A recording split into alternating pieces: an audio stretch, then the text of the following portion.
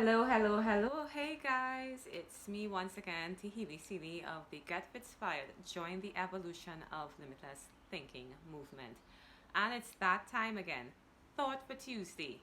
And what is our thought for Tuesday today? Well, we are going to speak about how not to become a victim. So, um, in Trinidad, where I am from, and most of you maybe hopefully who are locally viewing are from, um, recently in the last week or so, I don't usually follow the news, and I really haven't been for a lot of reasons. It's but we won't get into that yet. But basically, I learned about this young woman, this young girl who left her home and she never returned. A really unfortunate, sad circumstances. Um, and while I don't know the whole story, the thing about this, I don't need to. As a woman, you know, my body being a temple, I would like to ensure, and I want to ensure that it's in my intention is that it always remains a temple, and that I choose how it's used and who I give it to.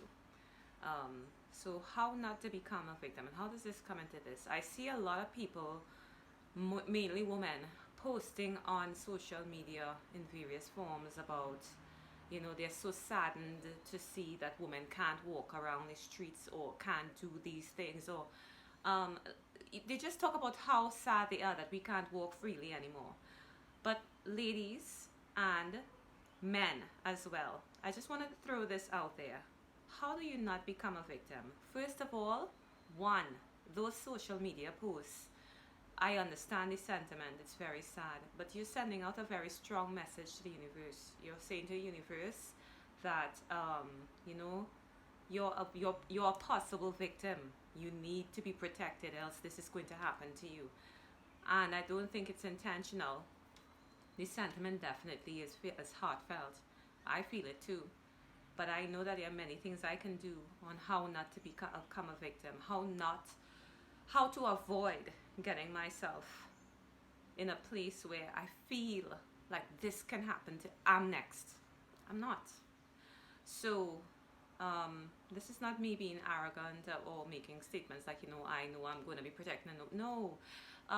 First of all, one, what I have to focus on is what is within my control. There are many things I can't control. I can't control other people, their thoughts. I can't control traffic. I can't control the weather. I can't control what is going to happen on a day-to-day basis. I don't know what's in people's minds or what they're thinking. But I can control, one, my thoughts. So it starts there, how I think.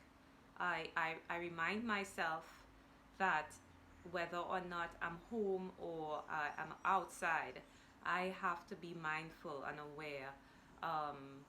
There are just certain ways you do things. A lot of times I do it, so I don't do it anymore, but a lot of times I see people walking, male or female, and they're walking, but without awareness. They're on their phones.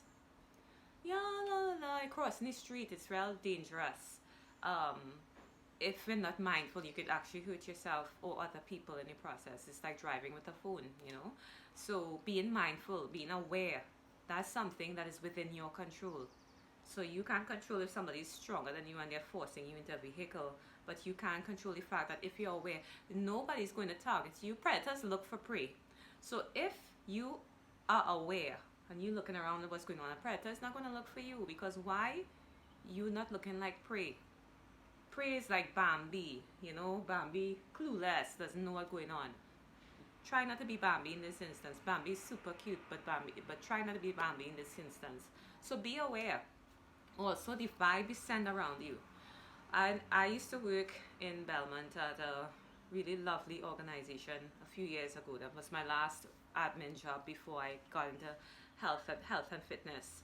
And we were in the heart of a really tough neighborhood, and a lot of the ladies used to be afraid to walk outside the building because they were just thinking, they're immersed in this community that they, with people who are, predominantly very angry. But you know what? You know what makes a huge difference? First of all, I didn't automatically treat people like if they were going to do me something. And secondly, I always made eye contact. When you make eye contact, it's like with an animal. If you want to avoid confrontation with a dog, or some sort of other ferocious animal, what's the first thing they tell you? Don't do the eye contact thing. Make eye contact. Eye contact says something really, really strong. It sends a very strong message. I see you. And that's a really important message. How else not to become a victim? Besides your thoughts and besides your awareness and besides making your eye contact, just know. It's a knowing. Walk by faith, not by sight. This may be true for many, many people in the world, but once I send out this energy out in the universe, once I say to myself, I know that I am divinely guided and protected at all times. You don't have to know the how, the where, the why. You could be running alone and some really strange looking person could be heading your way or behind you, and all of a sudden, because you know that you are divinely guided and protected at all times, all of a sudden two other runners or somebody you know passing and come and be, hey, so they call out your name and they drive past at the same time. So even if that person had any intention or towards you, all of a sudden it's gone. Because why? The universe has your back. The universe sent something or someone out there to guide you and protect you. Or maybe that person might have just tripped and fall right at the time that they wanted to do something. I'm just saying, I'm putting ideas out there, my friends, on how not to become a victim. And this is just not for the females out here. This is also for us in general. A lot of us walk around with victim mentalities, and we think, well, this is the story of my life. It's always been no. You are the star.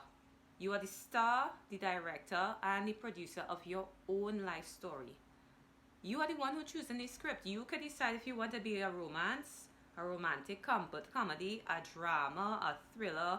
You decide what you want to be, what you want your story to be like. So, my friends, I want to encourage you how not to become a victim. I just gave you a few ways, and yes, you may or may not agree with me, and you want to know that, you want to know something.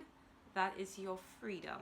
My freedom is to express myself as I am right now. This is my perspective, and I'm sharing it particularly because I feel the fear. I feel the fear, the energy of fear, particularly in women right now as we walk around, we're feeling like we're running scared. I'm just running.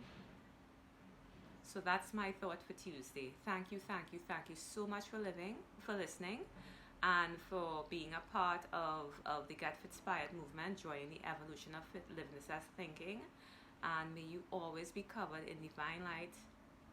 Om Shanti, Om Shanti, Om Shanti. Namaste.